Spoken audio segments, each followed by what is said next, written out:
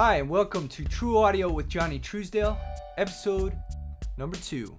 So this week we're going to talk about pan depth or pan law as it's mostly referred to. Is it an important thing to talk about? I think it's important to understand. That way you don't mess around with settings, or you can check out different settings to see what you like. So without further ado, here's episode number 2. Okay, here we are with our first keynote. Welcome to the first keynote one. We're not going to really show stuff in a DAW. I'm going to show you some screenshots later, but I'm not really going to show you very much stuff in a DAW at all.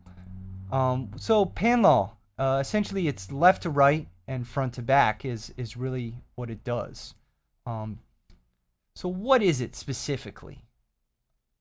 What it is as we go from the left or the right from center in a pan, it adds volume so that it sounds even going full left or full right. Okay? So there's a minus dB at center because it's coming through 2 speakers. Okay?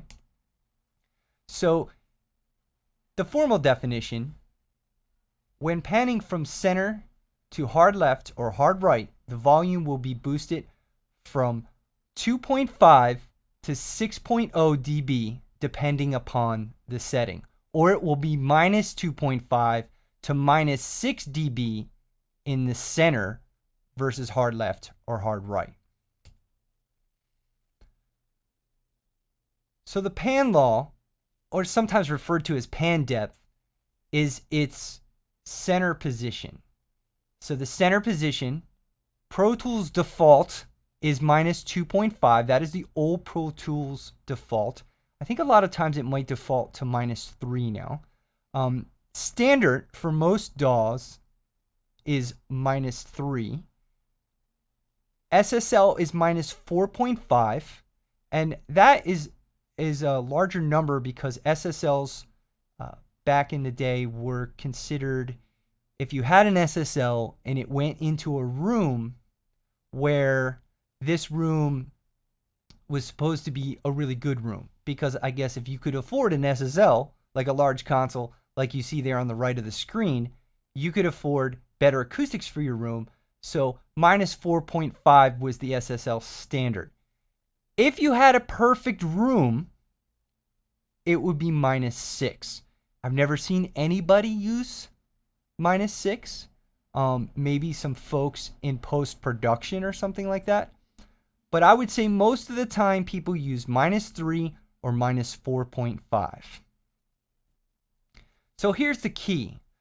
So the key to this, and before we move on any further here, I just want to say that if you pick a pan depth, just start with that pan depth if it's minus 3 or minus 4.5 and stay with it. You cannot switch pan depths in the middle of your mixes.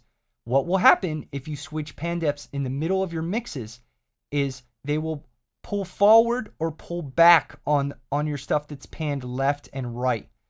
And that's not even just hard left or hard right. Anything panned outside of center will move back by however many dB it actually is. Okay, so let's look at this example that we have on the screen here. Our pan law is set to minus 3 dB, and all the ones on the left side here are plus 3 from center.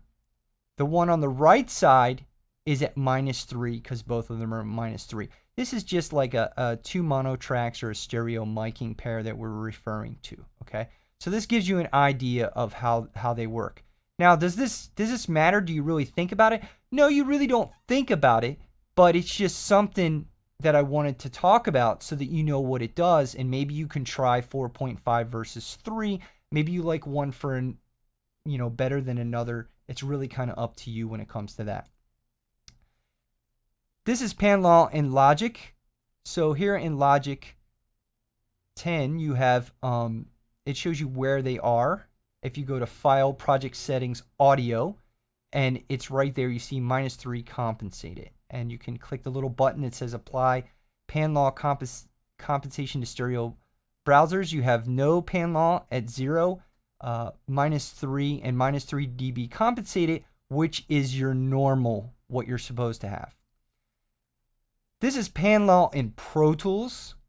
You go to Setup, Session, and it brings the session setup window that you see down at the bottom. They call it pan depth. It's -3 there. There's the -2.5, the -4.5, and the -6. Again, generally nowadays people set things to -3 and -4.5. I would recommend, if you're panning things, if you're working in Logic and you're working back and forth between Logic and Pro Tools, that you leave it at -3, at least while you're working until you get into the mix. Again, remember, and this is the last thing I'm going to say, remember, stick to a pan depth or pan law and do that throughout the entire mix. That's all. I'll see you guys next week.